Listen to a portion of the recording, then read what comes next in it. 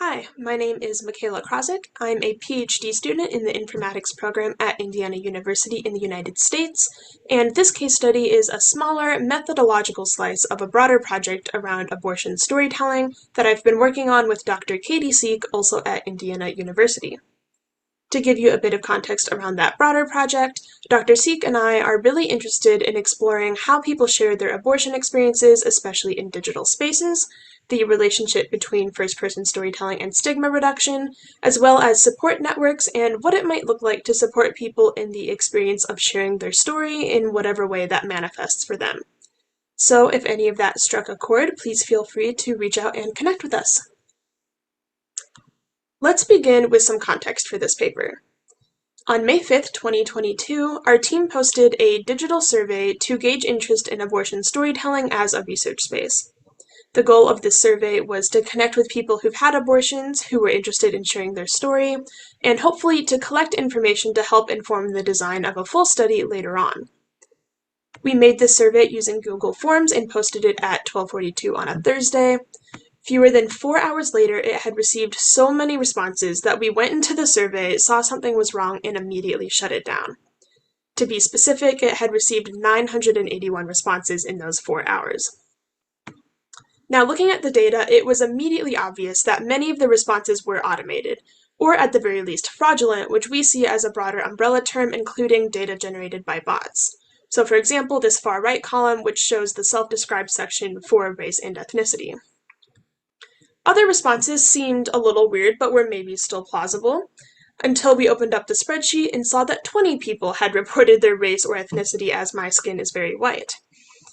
For most responses, however, it was impossible to tell. After collecting this data, we spent about 2 months going through all of it and trying to figure out how to tell whether a response was fraudulent or from an authentic person. In the end, the methods we came up with indicated that around 2 to maximum 15 responses could have been from real people. After this Google Forms survey, which resulted in essentially unusable data, we took all of the things we had learned while weeding out those bot responses, our participant validation methods, we improved upon them and applied them to the recruitment process for another study. After that study, we improved upon them again, and then we put them in this case study paper.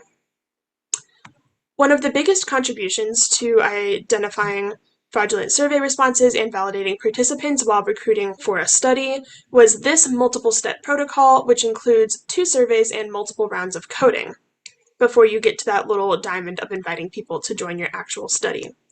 Now, I'm not going to describe everything we took into consideration and our coding criteria at each of these steps because you can find that in our written paper, but I will give you a quick overview.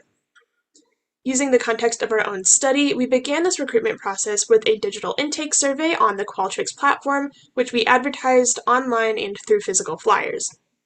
That survey received 127 responses, which we then took into a round 1 of manual coding, where Dr. Siek and I each read through every single response and made notes. Next, we had a group discussion about responses that weren't obviously fraudulent or were seemingly authentic, and then we made validation decisions according to a set of criteria, which again we describe in the paper. We ended that round with 37 survey respondents, who we directed to a second verification survey that was only 3 questions long. Once we got responses from that survey, we cross-referenced them to the first intake survey at the beginning of this flowchart. That process helped us get rid of 1 more person, and we ended with 26 people that we felt pretty confident to be authentic and whom we invited to join our actual study.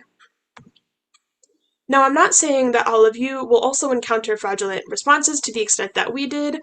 However, based off our review of literature and the anecdotal experiences of more than a few colleagues, this level of survey fraudulence seems to be an increasingly common experience for researchers. For the rest of this presentation, I'm going to give you a small sampling of things that you might take into consideration while working with digital surveys. These techniques include things our team implemented during the recruitment process for our most recent study, so during the timeline of that flowchart I just showed, as well as things that we learned as a result of that process and intend to implement moving forward. Thinking about recruitment in terms of posting advertisements and outreach, our biggest piece of advice is to create multiple trackable links. So instead of using the same survey link in all of your advertisements, create a whole bunch of them. That way you can track where potentially fraudulent responses are coming from and, if needed, shut down certain recruitment paths. In terms of survey design, the first thing to note is that reCAPTCHA is not enough. Our team used reCAPTCHA through the Krawczyk platform, where we hosted both our intake survey and our verification survey. And shortly after launching that first intake survey, we realized that reCAPTCHA wasn't flagging very many responses.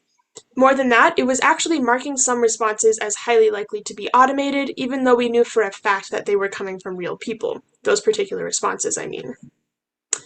Another feature available on the Krawczyk platform was recording IP addresses. This turned out to be one of the most helpful tactics in weeding out fraudulent responses because it allowed us to flag responses from duplicate IP addresses, and it allowed us to compare IP geolocation to the general US state that people reported in their survey submissions. That being said, IP tracking is not a perfect system by any means. It doesn't account for user behaviors such as device sharing or VPNs, and it also comes with its own set of ethical considerations. In fact, there's a huge tension between participant privacy and effective fraud prevention in research data, and our team thinks it's a really interesting and important conversation that's only going to grow as more and more teams find themselves in this space.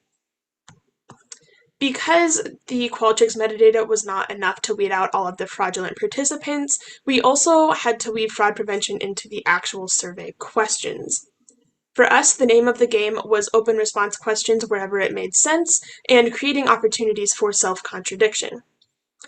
For example, our team asked participants for their current age, their age at the time of their abortion, and the year they got their abortion. Then, using the current year, we could do some math to make sure those numbers aligned, give or take a year or two to account for birthdays and human error.